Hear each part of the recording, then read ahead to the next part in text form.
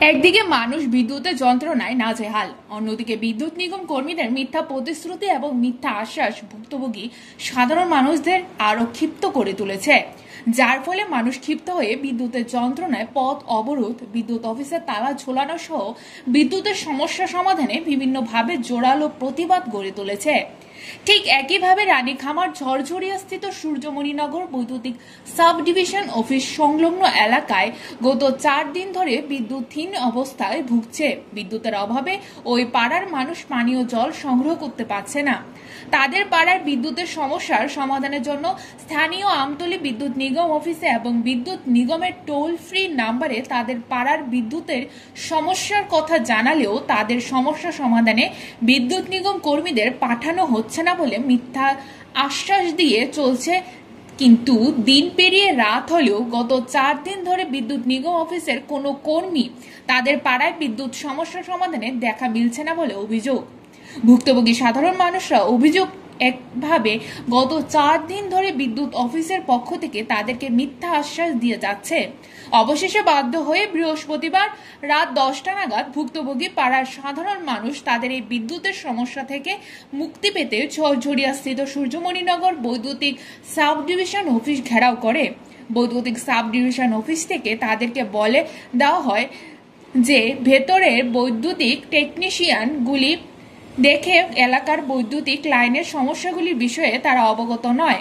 পরে উত্তেজিত এলাকাবাসীদের তরফ থেকে যোগাযোগ করা হয় আমতলী বিদ্যুৎ নিগম অফিসে এবং বিদ্যুৎ নিগম টোল ফ্রি নাম্বারে, কিন্তু তারাও অন্যান্য দিনের মতো আবারও মিথ্যা আশ্বাস দিতে শুরু করে। তাতে স্থানীয় এলাকাবাসীরা আরো ক্ষিপ্ত হয়ে ওঠে।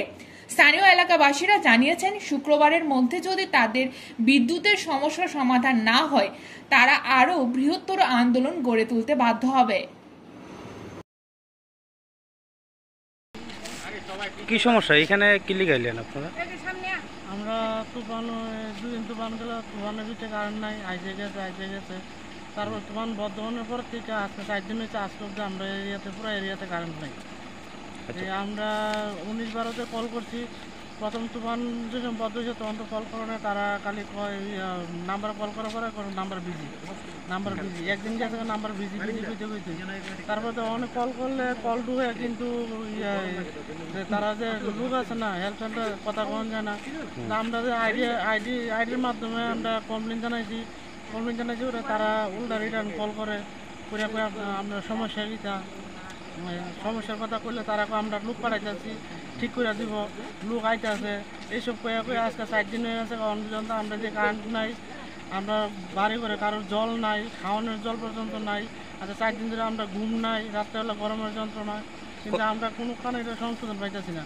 এরপর আমতলী অফিসের স্টাফের নাম্বার নিয়েছিলাম আমরা এই অফিস থেকে, ওই জায়গাতে ফোন করছি বলে তারাও লোক পাঠাইব আইব কয়ে আমরা ঘুরাইতেছে। আর এই কারণে আমরা বাধ্য হয়েছি অনেক সময় মিললে এই কারেন্ট অফিসে আছি, এটা একটা সলিউশনে লেগে আছে। এটা আমরা কারেন্টটা কীভাবে আমরা পাইতে পারি। তো এখানে যখন আইছেন তারা কি মানে প্রতিশ্রুতি দিয়েছে? কাছে যাওয়ার পরে তারা কইছে আমরা এসব ব্যাপার জানি না, আমরা বাইরের আমরা শুধু আমরা ভিতরের দায়িত্ব, বাইরের দায়িত্ব আমরা নাই, বাইরের দায়িত্ব হচ্ছে 19-12। তারপরে আমরা যখন কথা কইছি কোনো অসুবিধা হয় না।